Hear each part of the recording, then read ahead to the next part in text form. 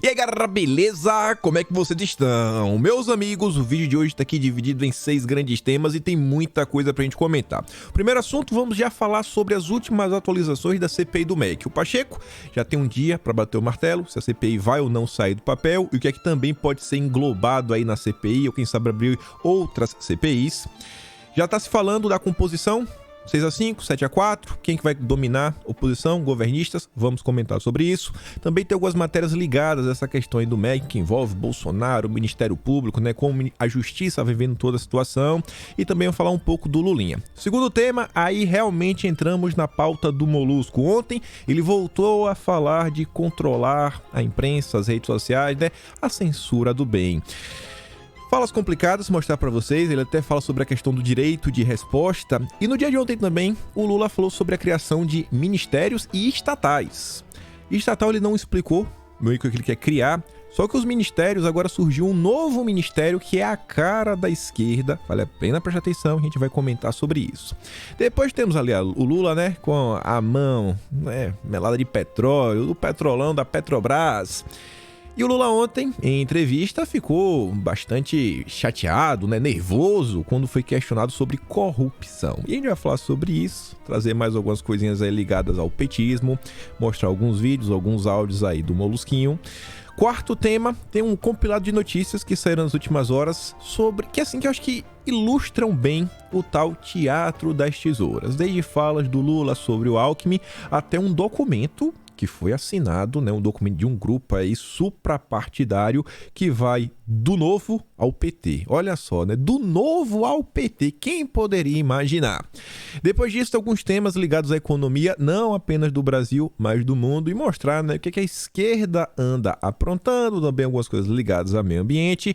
E para terminar, se der tempo, falaremos aí da turminha da lacração. Enfim, já vamos começar. Até essa notícia aqui que, notícia positiva, né, nunca é demais. Emprego surpreende em maio, mas dúvidas persistem. Tem que ter um mas sempre, né? Eu não canso de trazer essas matérias para mostrar para vocês, né, o retrato da imprensa brasileira. Uma coisa que a imprensa poderia trazer numa matéria dessa, né, sobre empregos, etc., é esse tweet do Geraldo Alckmin. Ele fez em setembro de 2018, na época que ele fingia ser oposição ao petismo.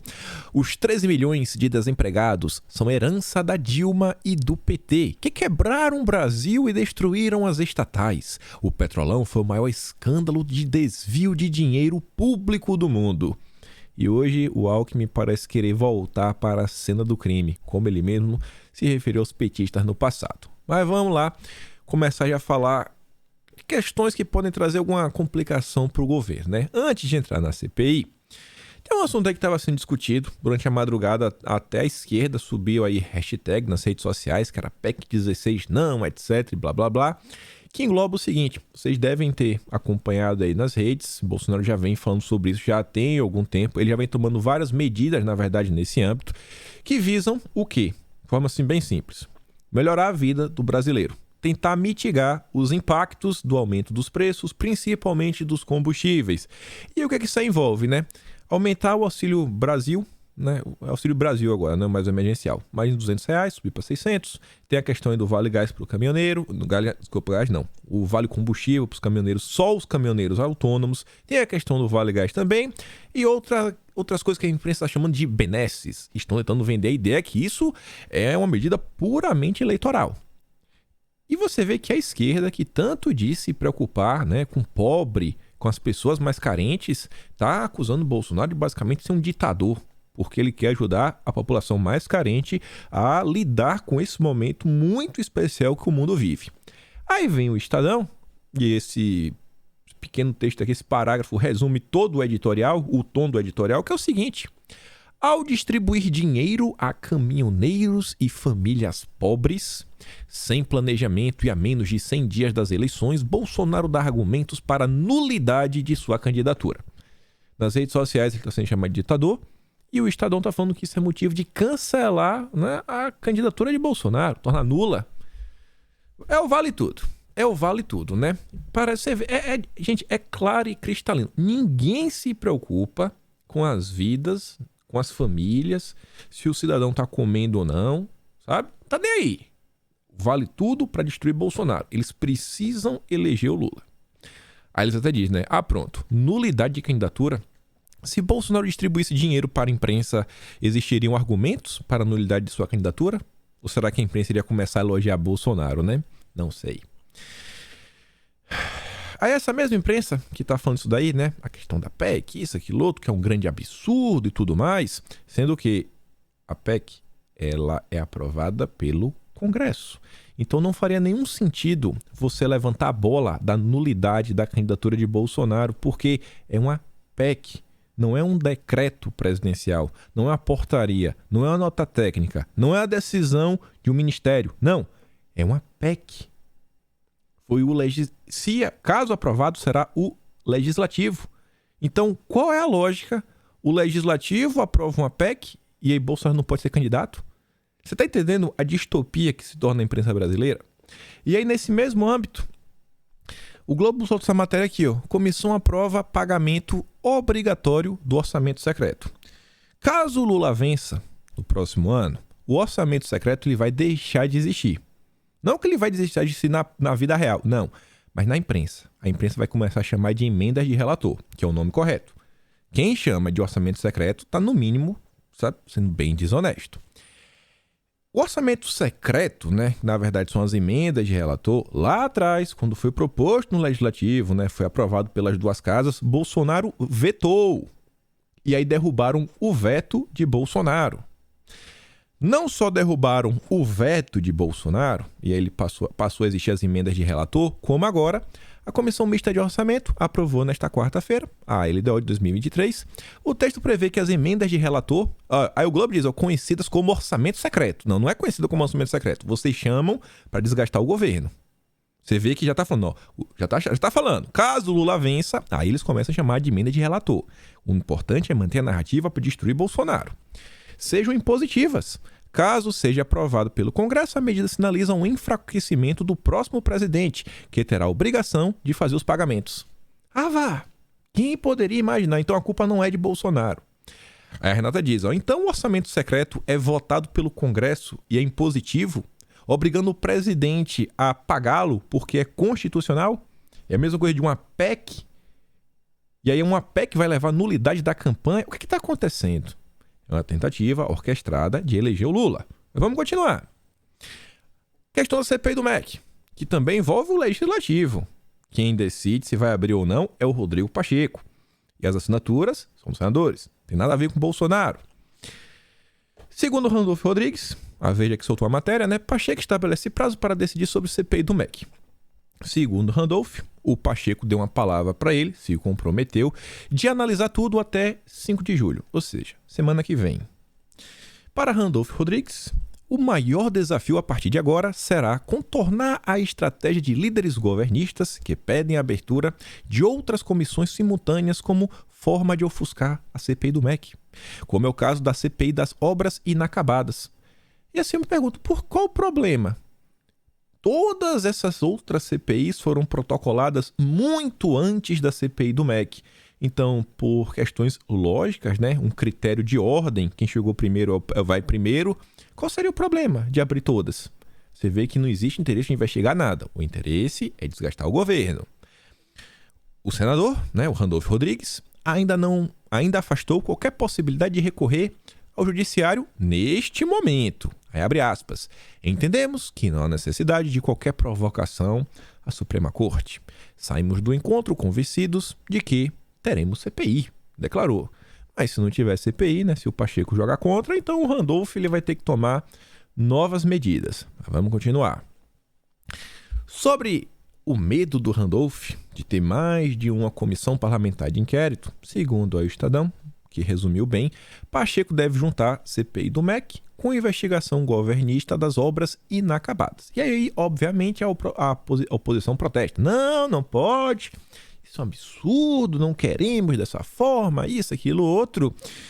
E também tem outro ponto, né? Se essa CPI tiver a maioria governista, sim, na verdade não digo governista, se a CPI tiver 6 dos 11 membros interessados em realmente descobrir a verdade, eu acho que o Randolph vai ficar muito triste. Muito triste. E sobre a composição da CPI, temos duas matérias. A próxima é do Globo e elas meio que se complementam. O Metrópolis fala o seguinte: PSD é visto como fiel da balança na composição de forças da CPI do MEC. PSD é um partido que tem uma das maiores bancadas no Senado, então por isso vai ter 2 assentos. E aí fala o seguinte, ó: caso a sigla indique 2 senadores oposicionistas, como fez na CPI da pandemia, a oposição ficaria em vantagem, 7-4. Se o PSD indicar um governista e um opositor, ficaria 6-5 para a oposição. Já se o PSD indicar 2 governistas, aí ficaria 6-5 a favor do Planalto. Nos últimos dias, Kassab se aproximou de Tarcísio, candidato de Bolsonaro ao governo de São Paulo, mas tem mostrado propensão à neutralidade na eleição presidencial. Os mais cotados para assumirem as vagas do partido na CPI são Daniela Ribeiro, da Paraíba, e Carlos Favaro, do Mato Grosso. Só que, e aí que eu fiquei meio coisa, segundo Metrópolis, a Daniela Ribeiro, ela não é governista. Segundo Metrópolis, né, Daniela Ribeiro, ela tem mantido postura crítica ao governo em relação ao MEC. Já o Favaro possui boa relação com o Planalto e com Flávio Bolsonaro. Então, esse seria governista. O Globo fez uma matéria muito grande, mas a parte mais interessante é o infógrafo. Ele traz aqui como seria a composição da CPI. E aí você vê, né, que o MDB, do Renanzinho, né, Renan Calheiros, teria 3 vagas, só que uma delas seria indicada pelo PP, então em tese será um governista, mas já tem 2 nomes, um é o Marcelo Castro, do MDB do Piauí, e o Renan Calheiros dispensa apresentações, né? Inclusive ele está de licença, vai sair da licença para entrar na CPI. Já o Marcelo Castro foi um dos senadores do MDB que esteve em um dos jantares recentes com Lula e vem trabalhando para colocar o MDB no carrinho petista, né? No trenzinho petista. Então, já sabe, oposição na veia. No Podemos / PSDB tem 2 senadores. E aqui que eu não entendi muito bem, né? A conta do Metrópolis. Porque eu acho que dificilmente, pelo que a Globo vem aqui apresentando, se esses forem os nomes, acho que muito dificilmente o governo pode ter maioria. Ainda que o PSD indique 2 nomes como governistas. Por quê? Um é o Alessandro Vieira. Era do Cidadania, agora está no PSDB. É oposição declarada, né? Tá doidinho para estar no colo do Lula também. E o outro é o Cajuru. E todo mundo acompanhou, né, as algazarras que o Cajuru protagonizou nos últimos meses. Desde a época da CPI da pandemia, ligação com o Bolsonaro, vazar a ligação, coisa ridícula. Aí você tem o PSD. Aí que vem o ponto que dá mais coisa. Segundo o Globo, a Daniela Ribeiro é governista também. Então aí deu ruim. Porque, segundo o Metrópolis, ela mantém uma postura crítica. Vamos falar aqui, ó. Vou botar aqui só essa bolinha aqui meio... sei lá que isso aqui que eu desenhei, né? Essa mancha vermelha aqui só para dizer que ela seria da oposição. O outro é o Favaro, em tese é governista. Aí você tem um bloco PT, Rede, PROS, PSD. Independente dos 2 nomes que forem indicados, vai dar ruim. Um é o Randolph. Aí vai ser o João Paulo Prats, PT. Humberto Costa, PT. E o Fabiano Catarato também é do PT. Coisa boa não vem daí. E aí você tem, né, o PLPT, que seria uma vaga, ainda a ser definido, e União Brasil, PSC Cidadania, nome ainda será definido. Talvez aí, quem sabe, até o Marcos Rogério, lá do União Brasil. Mas beleza. Só que aí você vai, ó. Vamos pensar, como falou Metrópolis, que a Daniela Ribeiro, ela é oposição. Então você teria Marcelo Castro, Renan Calheiros, Alessandro Vieira, a Daniela Ribeiro, Randolph e mais um. Você teria 6. Com Cajuru não é independente, né? Indefinido. Cajuru é oposição. Tá falando de 7. Ainda que a Daniela não seja oposição. Então vamos falar, não, beleza, a Daniela tá ali no PSD, o Kassab, né? Agora tá ganhando esse benefício de indicar o vice do maior estado do Brasil, que é o estado de São Paulo. Não é... O Kassab não tá indicando o vice, sei lá, do interior... sabe, o vice-prefeito do interior da Bahia. Não é lá o vice-prefeito de Feira de Santana na minha cidade. Não. Ele vai poder indicar o vice-governador de São Paulo, o maior PIB do Brasil. Aí vamos falar, beleza, todo mundo aqui do time do Kassab, inclusive até o Pacheco, vai jogar a favor. Então você teria o nome do PP, Favaro, o outro governador do PSD, ali o PLPTB, União Brasil. Ainda assim só seriam 5. Eu não consigo ver um cenário, né? A não sei que o Cajuru realmente dê um 180. onde ele começa a jogar ao lado do governo. Eu acho que o Cajuru vai ficar fazendo festa, vai ficar fazendo firula, vai ficar querendo aparecer. Então, acho que a vida para o governo nessa CPI, se ela sair do papel, vai ser basicamente o que vocês viram durante a CPI da pandemia. Todo requerimento que vise chamar alguém que possa melindrar o Lula, né, que possa causar problemas para o PT, vai ser 6-5. Não vamos aprovar. E qualquer coisa, né, que a esquerda queira apoiar para tentar trazer algum desgaste ao governo, eles vão aprovar, né? Em tese, eles vão ter maioria, mas vamos esperar para ver. Agora tem uma coisa interessante nessa CPI, diferente da CPI da pandemia. A Folha de São Paulo solta essa matéria falando o seguinte, para garantir fôlego da CPI do MEC, a oposição dará prioridade à quebra de sigilo. A estratégia visa criar fatos novos e manter interesse no colegiado em meio a outras investigações e ano eleitoral. O que é que tem de interessante isso daqui? Só um parágrafo. Os senadores sabem que, ao contrário da CPI da pandemia, essa tem pouco combustível para gastar. Ou seja, pode se esgotar muito rápido com as informações que já vieram à tona. Pessoal, essa CPI, ela vai se dar em cima de um tema que, muito diferente da CPI da pandemia, que tinha um amplo leque de diversas questões. Questão de Manaus, questão lá dos imunizantes, e as falas, e as fake news, e isso, aquilo, outro, blá, blá, blá. E ficava, né, as operadoras de saúde. Foram inúmeros agentes, coisas diferentes, atingiu o Brasil inteiro. Teve a questão até do consórcio Nordeste, isso aí a CPI da pandemia nunca quis investigar. Essa daqui é só a questão do MEC. E a imprensa já noticiou, já tá requentando notícia, vai falar das mesmas notícias. Qual é o seu interesse? Qual é o fato novo? Se lembra que a CPI da pandemia, ela vinha quente, né, pegando fogo, aí teve um recesso. E depois do recesso ninguém mais falava dela? É isso daqui. Eles já vão partir desde o início pro tudo ou nada. Ou seja, é uma CPI que está sendo criada só para os 15 minutos de fama. 15 minutos de fama. Ele mesmo sabe que não tem muita coisa, então vamos partir pro tudo ou nada, vamos sair quebrando o sigilo de todo mundo. Esse é o desespero da oposição. Isso porque já tem investigações sendo feitas, Polícia Federal trabalhando, TCU trabalhando, CGU trabalhando. Então, vai ser aquela CPI realmente eleitoral capaz de durar menos de um mês. Mas vamos esperar para ver, né? E aí também, como falei para vocês, o nosso Poder Judiciário brasileiro fala o seguinte, né? Que a menção a Bolsonaro é suficiente para abrir apuração. Avaliam procuradores. É tudo que eles querem.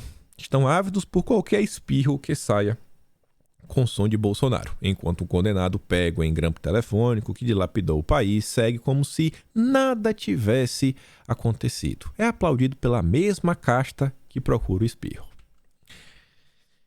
Fiquei bastante surpreso com essa fala aqui. O Noronha do STJ, ministro do STJ, temos ativismo judicial. Precisamos saber o limite. O ministro citou como exemplo o crime de fobia, né, casamento, de colorido, mas deixou claro que são alguns casos imputados como ativos. Desculpe, que alguns casos imputados como ativos não são. Pelo menos, né, está se reconhecendo que no Brasil, sim, existe ativismo judicial. Já é o início, mas vamos continuar.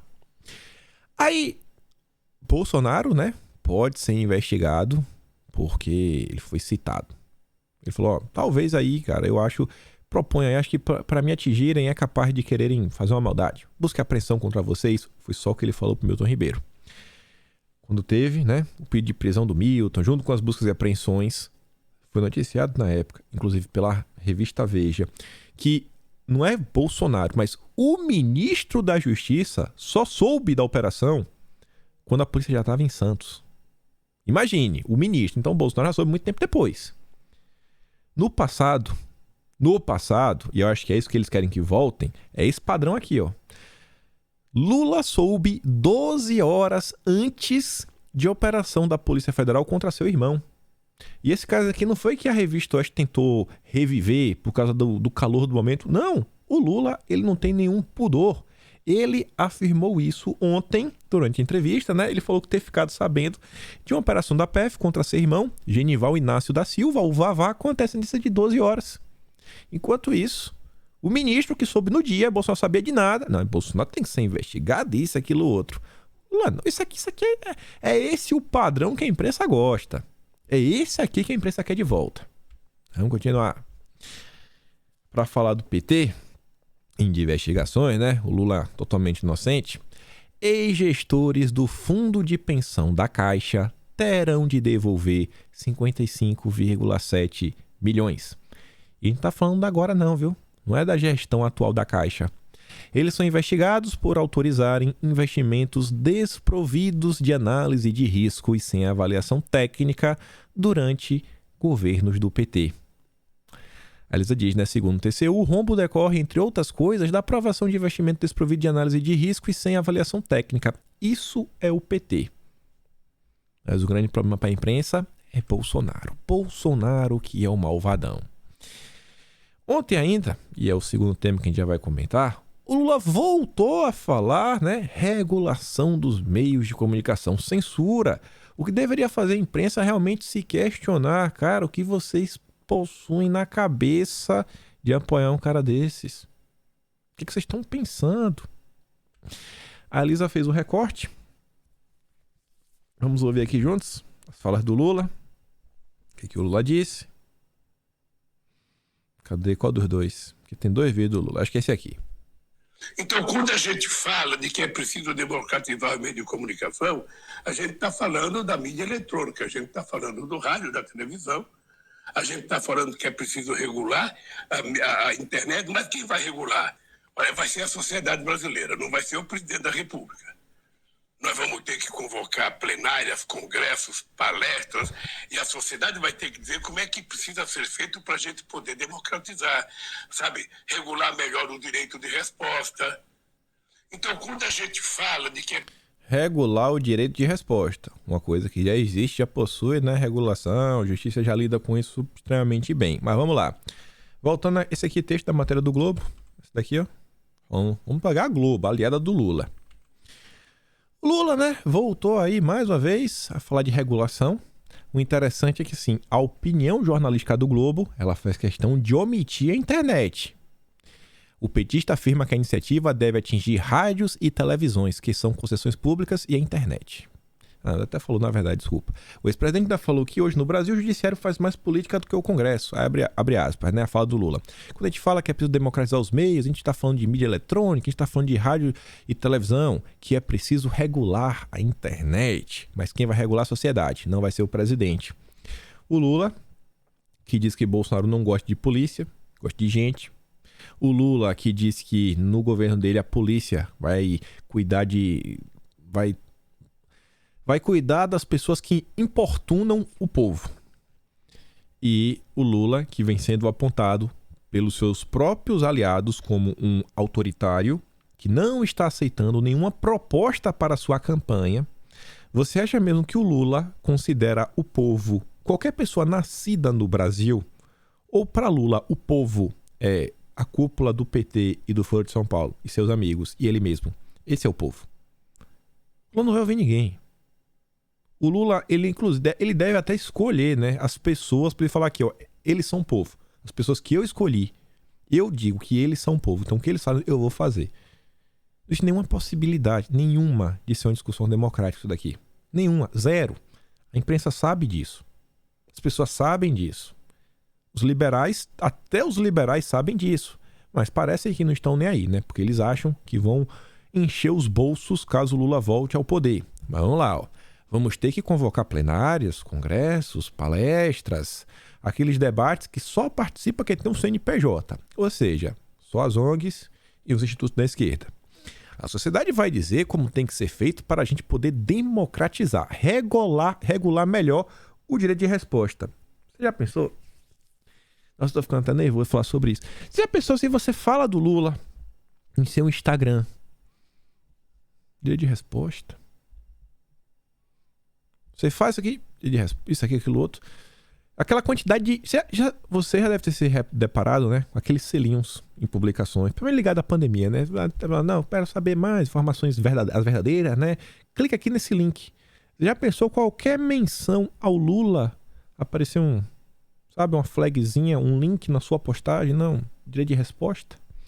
Quando você não for obrigado a colocar, E como é que vai ser esse dia de resposta? Será que é só responder? O que mais que envolve isso daí?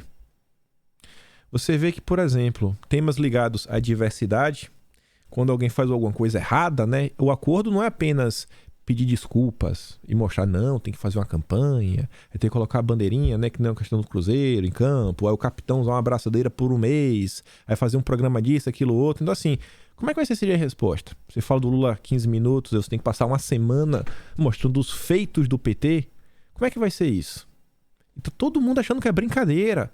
Ele está falando isso de forma reiterada, vai ser uma das primeiras coisas que o PT vai fazer, vai censurar a todos, está claro, e as pessoas estão brincando. Porque a verdade é essa, nós temos 9 famílias que são donas de quase todos os meios de comunicação neste país. Bom, isso ele não está errado. E todas essas famílias estão ajudando ele. Acho que ele só vai dar um tranco, né? Vocês estão me ajudando, mas eu quero mandar em vocês. É isso. E ele ainda fala o seguinte: o Poder Judiciário está fazendo mais política do que o Congresso Nacional. O Congresso Nacional está judicializando a política. Você acha que ele está falando isso daqui para criticar? Só por criticar? Não. No programa de governo do PT, desde o primeiro que vazou, que a gente comentou, trouxe em vídeo, um dos itens que estava lá sendo proposto era uma reforma no Judiciário. O Lula está falando isso daí para avisar: eu vou reformular o Judiciário no Brasil. O Lula vem para fazer uma revolução. O Lula está vindo vingativo para fazer uma revolução. E quem disse isso foi o Leonardo Boff, que manteve conversas com o Lula. E o Lula não vai ser paz e amor. Ele faz esse discursinho aí, né, para trazer uma galera, mas vai ser radical na hora de governar. É inacreditável ver a imprensa fazendo isso daqui, ó. O Lula tá garantindo que ele vai censurar.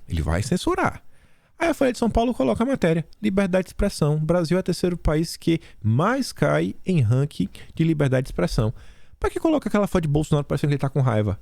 O que foi que Bolsonaro fez para contribuir que a liberdade seja removida? Um presidente que não processa, é xingado dioturnamente. Os poucos processos que ele moveu foram contra as pessoas que, inclusive, desejaram a sua morte. O presidente que apresentou a MP da liberdade.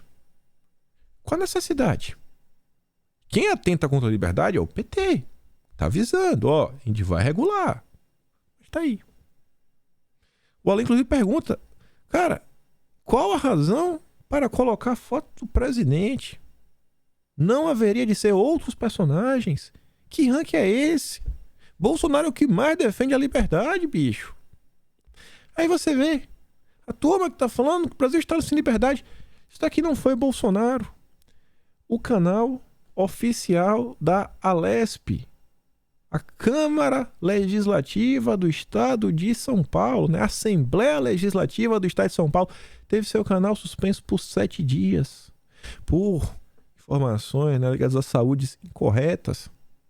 Porque a Alesp transmitiu o filme aí do Ian Maldonado, que é... o nome do filme, se não estou enganado, é Lockdown, que está contando o que aconteceu durante o período da pandemia. Sobre outra ótica. Talvez não deve ser a ótica da ciência. Isso aqui não foi Bolsonaro. A culpa é de Bolsonaro. Lula defende a ciência, né? Nossa, como ele defende a ciência. Aí você vê. Isso aqui é culpa de Bolsonaro? Em parte é, né? Porque se você apoia Bolsonaro, normalmente você sofre aí algum tipo de retaliação. Mas o Lisboa foi aí suspenso do Twitter, e a primeira vara civil do Juizado Especial da comarca de Guarulhos condenou o Twitter, né, a indenizar o Lisboa pelos danos morais sofridos em virtude da suspensão indevida de sua conta junto à plataforma. E aí? É Bolsonaro que fez isso daqui? Foi Bolsonaro que mandou cortar o Lisboa?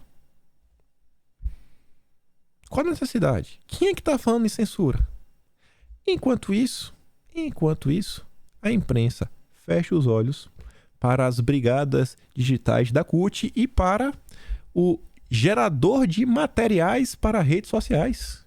Crie conteúdos personalizados para as redes sociais. Escolha um tema e o tipo de arte e comece já. O PT agora criou uma ferramenta para seus militantes criar conteúdo para as redes sociais. Imagine se fosse o PL, o partido de Bolsonaro, tava todo mundo preso amanhã por formação de quadrilha. né, para desestabilizar o Estado democrático, direito, atentar contra as instituições. Mas o PT pode fazer o que quiser, rapaz. Mas vamos continuar. Na mesma entrevista de ontem, o Lula foi questionado sobre corrupção. Mas antes de falar sobre isso, não lembrava dessa matéria aqui. Segundo Igor Gadelha, em jantar, Lula promete a empresários governo sem surpresas. Petista garantiu que todas as mudanças serão pactuadas pelo governo com o empresariado e o setor produtivo. Então aqui parece que assim, a questão da surpresa não é que não terão surpresas, é que talvez o governo deve avisar primeiro. Avisa e vai chamar, né, os iluministas do Brasil para tomar a decisão juntos, para ver, né, uma forma que os amigos da corte não saiam perdendo. Depois é você... Deixa eu ver como falar isso, né? Falei, pode perguntar. Será que o Guilherme Benchimol da XP, quando ele fala que se encontrar com Lula é sensatez e pragmatismo, é porque ele quer participar dessa tomada de decisões, né? Ele não quer ser pego de surpresa, ele quer fazer parte desse empresariado que vai sentar para conversar com Lula. É uma pergunta, viu, Benchimol? Só uma pergunta. Ela até diz, né? O que mais Lula prometeu nesse jantar? Quantos campeões nacionais prometeram criar? As doações foram no Pix XPT13? Não entendi esse Pix, né? Deve ser só uma piada. Mas vamos continuar. Aí, como eu falei, Lula na entrevista, fui questionando aí sobre corrupção, ficou irritado. Aí o Arthur diz, se ele tá irritado com a questão da corrupção, imagina sobre o contador. Imagina aí num debate, que o Lula não vai. O Lula vai fugir dos debates. Gente, olha só, o Lula não vai aparecer na rua.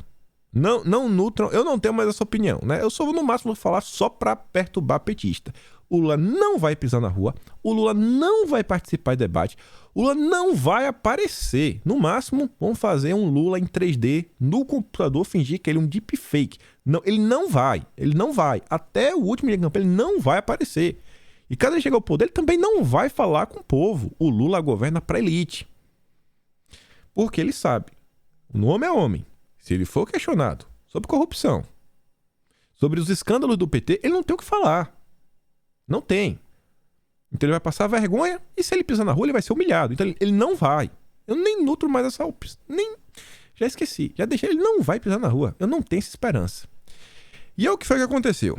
Vamos ver aqui o áudio, porque é bom para você sentir a voz do Lula, né? E a reação dele perante a pergunta. Vamos lá. Temática das acusações aqui é o jornalista de perguntando corrupção que pesaram sobre vocês, sobre o PT, no caso, corrupção passiva, lavagem de dinheiro, falsidade ideológica, ocultação de patrimônio, enfim, aquilo que ficou conhecido quadrilhão do PT. Você considera que tenha sido traído por tantos dos seus pares, muitos condenados, e que inclusive chegaram a devolver dinheiro aos cofres públicos, ou em que medida o presidente Lula tenha sido talvez negligente com o que se passava no segundo, no terceiro escalão do governo? Deixa eu te dizer uma coisa, Paulo. Você é uma pessoa séria, você é um jornalista competente. Você não sabe o que está acontecendo na tua casa agora, você sabe? Se eu perguntar o que o teu filho está fazendo, você não sabe. Sabe, querer que um presidente da República saiba o que acontece, sabe, no meio de 1 milhão de pessoas, querer que o presidente da República saiba o que está acontecendo em 8,5 milhões de quilômetros quadrados, que representa o governo federal, no mínimo, sabe, as pessoas que acusaram assim, querer má fé. No nosso governo, a Polícia Federal foi na casa do meu irmão, eu fiquei sabendo 12 horas antes, porque eu estava na Índia, tinha um fuso horário, e eu falei, não, se a Polícia Federal quer ir lá, que vá, que investigue. E depois peça desculpa. O problema não é a acusação, o problema é que quando você é canalha e faz a acusação, depois você tem que ter o caráter de pedir desculpa. Tá nervoso. A palavra desculpa não custa nada. Você vê que o Lula, ele, né, trabalha com 2 pesos e 2 medidas, porque a turma da esquerda é a primeira a querer apontar o dedo para Bolsonaro. Você lembra que teve uma matéria recente, acho que foi no Estadão, que era assim, tio tio do funcionário do ministério de Bolsonaro fez tal coisa. Era o tio do cara. E não era tio do ministro, não. Era tio de, sei lá, uma coisa lá. Aí Bolsonaro tem que saber. Aí a culpa é de Bolsonaro. O tio do cara. Mas o Lula falou, como é que eu vou saber de tudo? Olha o tamanho que é o Brasil. Olha a quantidade de cargos que existem. Você vê, o que eles cobram do governo federal, para eles nunca se aplica. Com eles tudo é diferente, sempre tem que passar a mão na cabeça, enfim. A Veja, ela faz uma matéria sobre isso, e é interessante porque, ali no final, né, tem essa questão que a gente acabou de falar, como o PT cobra que Bolsonaro seja um santo, todas as pessoas do governo sejam extremamente santas, e qualquer pessoa que fizer qualquer coisa, a culpa é de Bolsonaro, é o segundo parágrafo. Só que no primeiro o parágrafo dessa matéria da Veja, que está falando, né, que o Lula se irrita com perguntas sobre corrupção, fala o seguinte: em uma entrevista à Rádio Educadora, AM de Piracicaba, em São Paulo, o Lula deixou claro que no eventual novo mandato vai criar novos ministérios e novas empresas estatais. Lá vem cabide de emprego e mais possibilidades, né, de pessoas fazerem coisas erradas e a gente ter mais escândalos de corrupção. Mas enfim, abre aspas, vamos recriar o Ministério da Cultura. Isso não é novidade. Vamos recriar o Ministério do Meio Ambiente. Peraí, o Ministério do Meio Ambiente já existe. Só que ele fala, vamos fazer o IBAMA voltar a funcionar. Opa! Então não é que o Lula ele vai recriar o Ministério do Meio Ambiente. Ele vai fazer uma revolução verde. SG na veia, né? Agenda 2030. E aí que ele vem com o Ministério meio novo.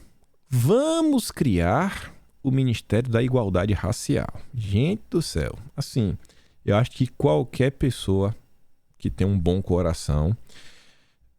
Não vou falar isso. Vou falar assim, o brasileiro, né, a maior parte do Brasil é composta de cristãos, praticantes ou não, todo mundo aí, em geral, tem a fé no nosso Senhor Jesus Cristo.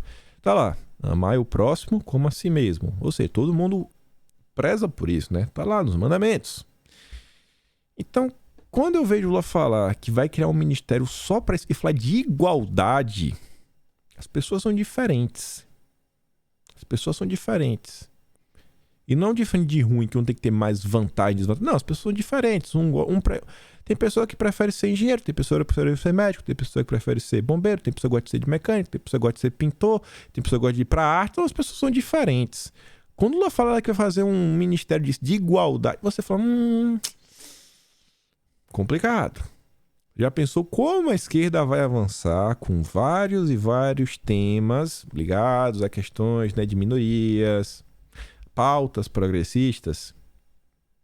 Um ministério basicamente só disso. Vamos criar o Ministério da Pesca, nós vamos criar várias coisas. Nós vamos criar comitês de cultura nesse país. Vai criar um soviético, né? Vou criar um ministério para cuidar das questões indígenas. Isso eu também já tinha dito. Então tá vendo.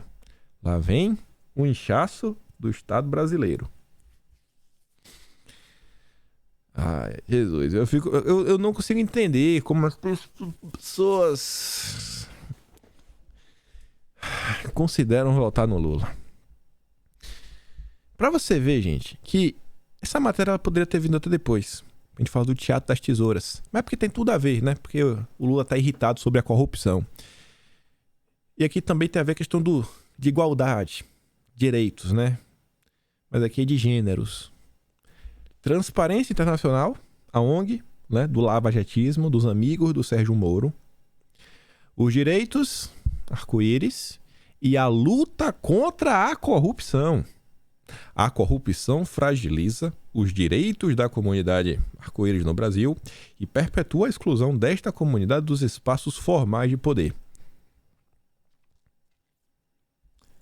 Você tá vendo como lutar contra a corrupção é uma coisa assim... Você não sabe, você sabe de começa. Você também nem sabe de começa. Agora, onde termina, você não sabe mesmo. Em nome do combate à corrupção, olha o que já está sendo discutido. Não que não seja uma causa, que tem que ver, realmente, as pessoas têm que ter os seus direitos garantidos, mas luta contra a corrupção. Será que não estão esticando muito, não, esse conceito do que é combater a corrupção? É a pauta do Sérgio Moro, né? É a pauta do Sérgio Moro, os amigos dele. Ai, O Lula, ele ainda falou mais uma vez, e isso está lá na prévia do programa de governo dele, e a Veja fez questão de colocar lá na frase do dia. A frase do dia da Veja de ontem foi o seguinte, ó. Tem prefeito oferecendo 30 mil e mesmo assim não tem médico. O Lula fala isso em um contexto onde ele fala do programa Mais Médicos e ele está garantindo, se ele for eleito, o Mais Médicos vai retornar. Ou seja, o Brasil vai voltar a dar dinheiro para Cuba. Porque a maior parte do salário dos médicos ia para o governo cubano. E para o Lula, tá tudo normal. Tudo normal. Tudo normal. E a imprensa tá batendo palma para isso. Vamos falar rapidinho do Diário das Tesouras, só com notícias que saíram ontem. Primeira é essa, Mônica Bergamo, Folha de São Paulo. Lula diz a empresários que disputa entre PT e PSDB era um luxo e compara ele e Alckmin a um casal. Nunca existiu uma oposição entre o PT e o PSDB. Sempre foram a mesma coisa. Não é nem que são duas faces da mesma moeda, não. É a mesma moeda, a mesma face. É uma moeda de duas caras. É aqui, o PT e o PSDB. Não tem diferença. Não é nem cara e coroa. É cara e cara. Ela diz, todos sabemos que PT e PSDB são aliados desde sempre. Hoje, eles se assumem sem qualquer pudor. Não para aí. Não para por aí. Isso aqui deixar para depois. Não queria mostrar, queria fechar com isso daqui. Mas olha só. Candidatos do Novo... Até o PT assinam carta prometendo defender a democracia. Todos esses políticos estão sob o mesmo guarda-chuva que é do RAPS. É o grupo aí que, em 2018, o político de maior renome que eles elegeram foi o Randolph Rodrigues. Randolph Rodrigues é membro do RAPS. Inclusive o RAPS é parceiro da Fundação Lema. Da Lema, a turma do Lema. Representantes de partidos que vão do Novo até o PT e que devem concorrer nas eleições deste ano comprometeram-se a trabalhar em defesa de pautas de sustentabilidade e democracia durante seus eventuais mandatos. Se lembra no vídeo de ontem, quando comentamos sobre os programas de governo do Felipe Dávila, o candidato do Novo? Mostrei, inclusive, né, que uma das candidatas aí do PSD para a Câmara, que é ligada ao Lema, estava lá junto com o Felipe Dávila e também o pessoal do Renova BR. E estava lá ele defendendo as pautas de sustentabilidade. Você vê, as pautas de sustentabilidade do Novo são iguais às do PT. É a mesma coisa. Não tem diferença entre esses dois partidos. No total, são 84 signatários de 16 partidos. Entre os apoiadores estão Fabiano Contarato, que é do PT, Vinícius Poit, aí o amigo do Caio Coppola, Alessandro Molon, do PSB, Marcelo Ramos, do PSD, Renata Abreu, Rodrigo Agostinho e Marina Helou. Até a Renata Abreu, rapaz, do Podemos, que era o partido mais lavajatista que tinha no Brasil. Todo mundo pensa igual, do PT ao Novo, passando pelo Podemos. O Brasil vive uma crise de representatividade de partidos de direita. Realmente assim, não tem. E você consegue ver que é unânime. A maior parte das pessoas que você conversa, que são apoiadores do governo, fala, cara, Bolsonaro tá no PL, isso aí, né? Não vou ficar gritando, não vou ficar reclamando. Mas o partido que Bolsonaro foi. Falar o quê? Qual o partido que ele ia? Tem algum partido de direita no Brasil? Tem algum? Aí vem pensar, mas Bolsonaro poderia ter criado um partido. É a coisa mais simples. É super fácil criar um partido. É fácil demais. Vai lá e cria, então. Vai lá e cria. Fácil demais. Teatro das Tesouras. Olha essa matéria. Só vou mostrar pra vocês a chamada, que é a manchete. Campanha de Lula quer encontro com a menina que fez L no Silvio Santos. Qual é a relevância disso daqui, gente, pro debate público? Qual é a relevância de uma matéria dessa saindo na coluna do maior jornalista do jornal o Globo, que é o Lauro Jardim? Já pararam pra pensar sobre isso? Sabe o que é isso daqui? Os mais novos nem devem saber, porque os mais novos só conhecem o LX, né? E site de vendas online. Pra quem é da década de 90, pelo menos, e lembra dos classificados do jornal, isso aqui é um classificados. O Lula, ele precisa, né, achar a menina. Ele tá pedindo ajuda pro Globo pra achar a menina, porque o Lula podia falar no Twitter, né, tô procurando essa menina. O alcance tá ali, é limitado. Não, é a Globo ajudando o Lula a encontrar a menina. É isso que tá acontecendo. O Globo está cedendo a coluna do Lauro Jardim para contar, porque aí mais pessoas leem o Globo, né? Além do PT falar sobre isso, o Globo também está falando para ver se consegue encontrar a menina. E muitas pessoas acharam, né, que o PT e a Globo, não, eles são oposição. É tudo um teatro das tesouras. Mas vamos voltar. Falando de eleição, e tinha a questão do Lula e Alckmin, nessa chapa muito improvável, eu compartilho muito desse pensamento aqui. Eu já falei para vocês no passado. Cenário de primeiro turno pode mudar com campanha, diz cientista político. Diretor da Seção Brasileira de Pesquisadores Eleitorais, Josimar Silva, concedeu entrevista ao Poder DataCast. A Elisa pegou aqui um pequeno resumo da fala dele, que é o seguinte, ó. Embora os cenários apresentados por diversas pesquisas indiquem uma possível vitória do Lula ainda no primeiro turno, o início da campanha em agosto deve alterar esse quadro. Quando a campanha realmente começar, deve ter uma mudança. Na minha visão, hoje é aquela confusão, né? Do lado do governo é uma confusão gigante. Nossa, eu vi que entra dia, sai dia, eu escuto tanta reclamação, algumas que eu até acho que tem fundamento. Sei lá, uma que eu puder compartilhar com vocês, acho que a maior parte vai concordar, que é o seguinte, eu vejo muita gente reclamar que existe dificuldade em saber da agenda de Bolsonaro. E isso é importante porque se o cara não sabe sabe a agenda, às vezes alguma pessoa quer ir, quer prestigiar, quer fazer uma coisa ou outra, às vezes, sei lá, quer noticiar pra imprensa, algo assim do gênero, tem algum tipo de dificuldade. Problemas internos. É aquela confusão pequena. Mas na hora que começar a campanha,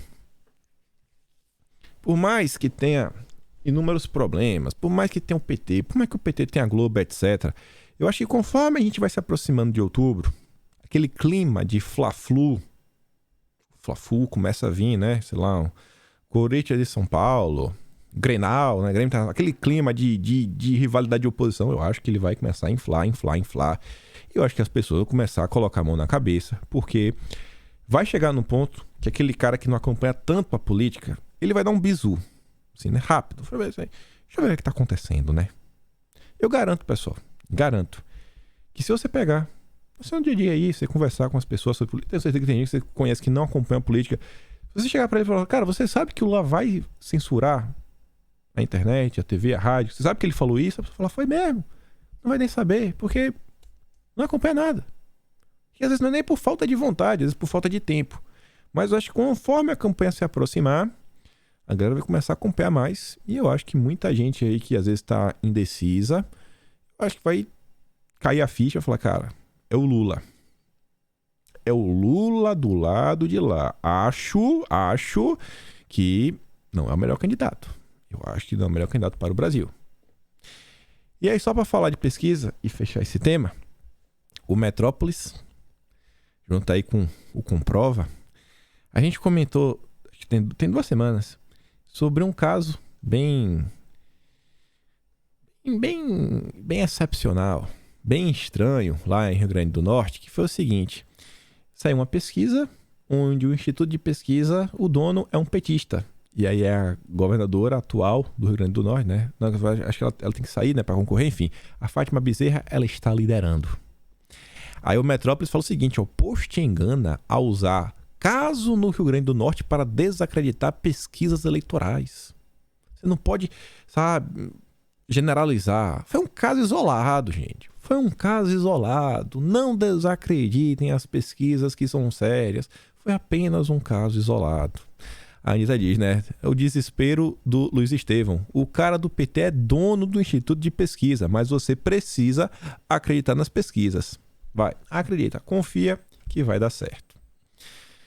Ah, só para colocar aqui nesse tema, não sabendo encaixar no vídeo, vocês devem estar acompanhando, né? O antigo presidente da Caixa, o Pedro Guimarães, foi exonerado. Quem assume a Caixa agora, a Daniela Marques, é uma pessoa que trabalha com Paulo Guedes desde antes do Guedes fazer parte do governo. Então, sabe, estava ali com o Guedes, sempre assessorando o Guedes. E agora está lá para assumir a Caixa, tocar aí o barco. Desejo toda a sorte aí e sucesso nessa nova jornada que, se depender da imprensa, a Daniela vai apanhar aí muito, né? Qualquer pessoa ligada ao governo está sempre apanhando da imprensa. E sobre esse caso, gente, eu não tenho nem o que falar sobre o Pedro. Tem que esperar para ver o que saiu. Não sei se está certo, se está errado.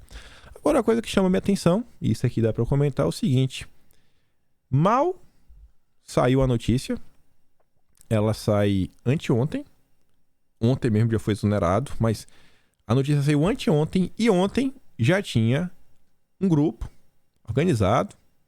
Você vê, inclusive, tem ali umas feministas no meio. Essa senhora aqui que tá de camisa amarela, tem outra foto dela na internet, que a camisa tem escrito Lula e PSOL. E já tem até placa. Tem até placa, né? Etc. E o Eduardo Luiz fala o seguinte, ó. Só eu acho estranho a rapidez com o que fazem faixas e camisetas com impressão profissional para essas manifestações orgânicas e populares. A movimentação, assim, uma capacidade de organização. A esquerda tem uma capacidade de organização muito alta. Agora, sobre o caso e o Pedro, não tenho nenhum comentário a fazer. É esperar aí para ver os desdobramentos. O que dá para comentar também é a Folha de São Paulo, que mentiu, né? Você lembra que a Folha emplacou a narrativa que foi criada entre a Globo e o Lênin Streck, que Bolsonaro teria dito para Daniela, a vice-governadora de Santa Catarina, vai para trás. Bolsonaro não tinha se referido a ela, não tinha. Bolsonaro tinha feito isso daí pro Jorge Seife. Aí, depois que a Daniela desmentiu, o Jorge Seife desmentiu, a Folha de São Paulo falou o seguinte, a Daniela falou que não foi para ela, só isso. Nem pra Folha falar, erramos, né? Publicamos uma fake news, não. Mesmo tendo feito todo esse estardalhaço em cima de uma mentira, a Folha faz essa charge, coloca Bolsonaro e várias pessoas ficam para trás. Como se Bolsonaro deixasse a população brasileira para trás. E depois pedem respeito.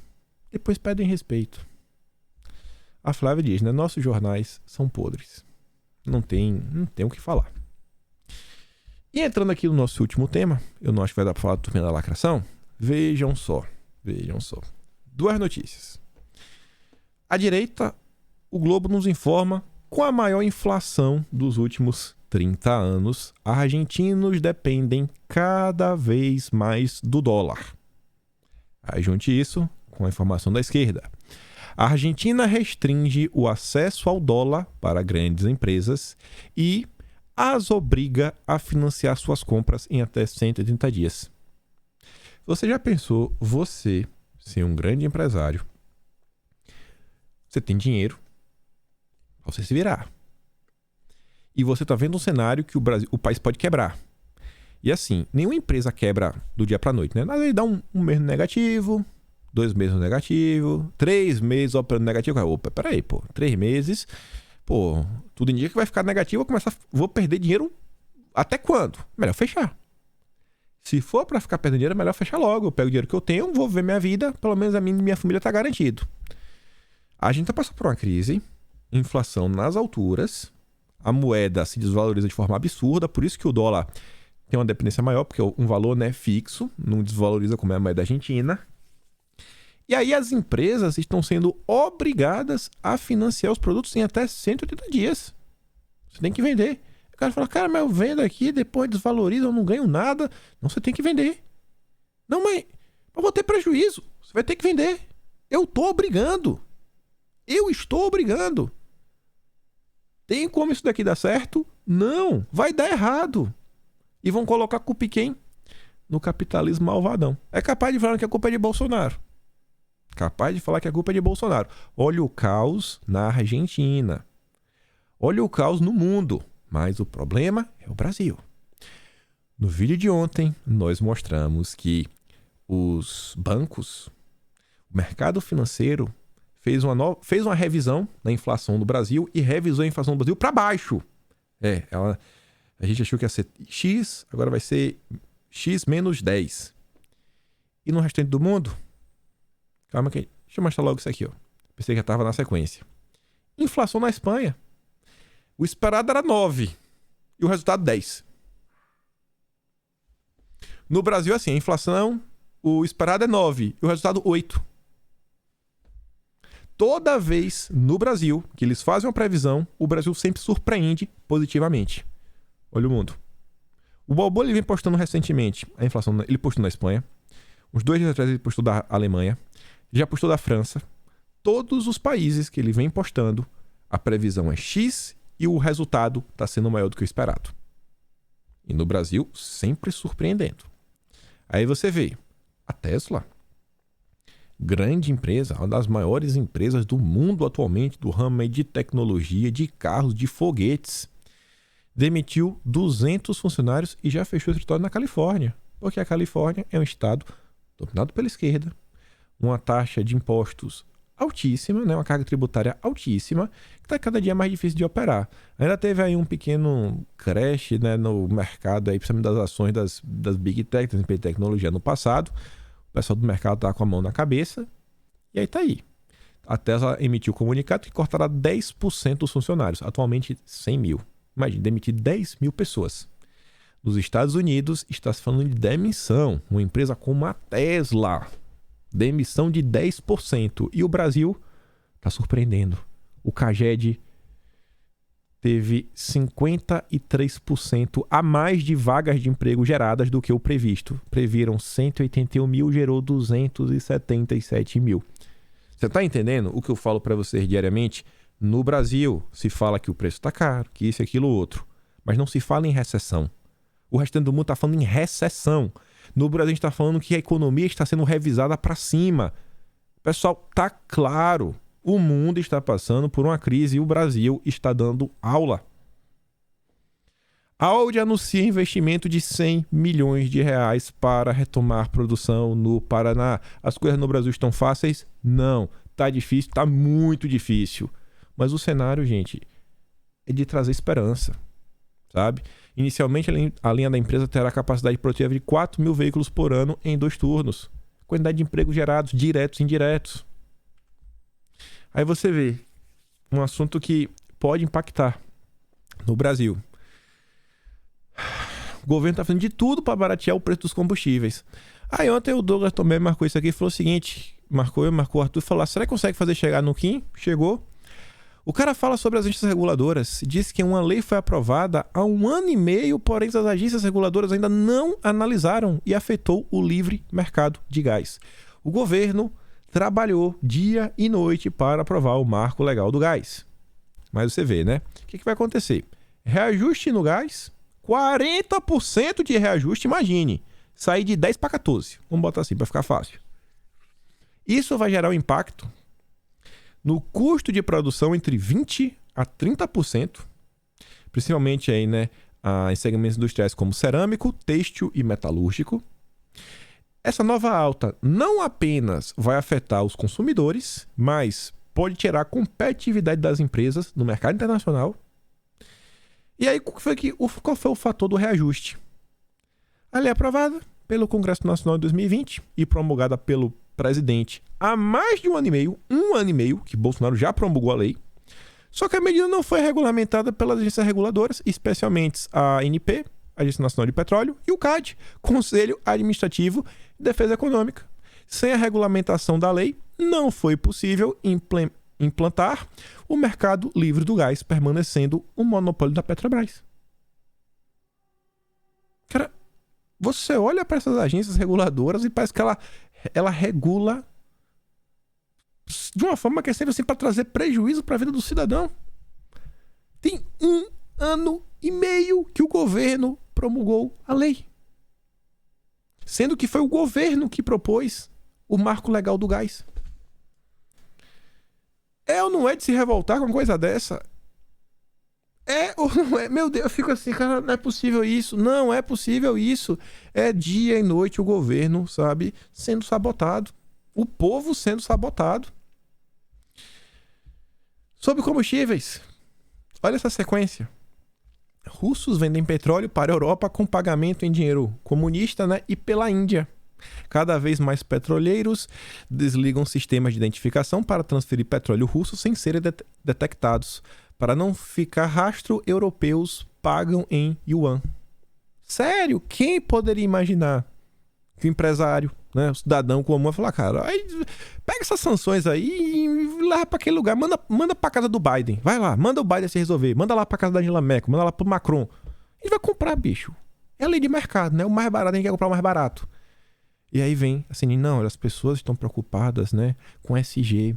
As pessoas estão dispostas a pagar mais caro por produtos que são SG, que produtos que cuidam do meio ambiente. É uma ladainha sem pé nem cabeça. Aí você vê quais são como o mundo ocidental anda representado. O Boris Johnson, que aparece como um cara então mais à direita lá na Inglaterra. Putin não teria invadido a Ucrânia se fosse mulher. Ele falou isso. Se Putin fosse uma mulher, o que obviamente não é, eu realmente não acredito que ele teria iniciado esta guerra maluca de macho, de invasão e violência da maneira que ele fez. O início desta guerra é um exemplo perfeito de masculinidade tóxica, acrescentou. Na mesma entrevista, o primeiro-ministro britânico pediu mais educação para as meninas do mundo e defendeu mais mulheres em posição de poder. E a solução do conflito? Ninguém tem.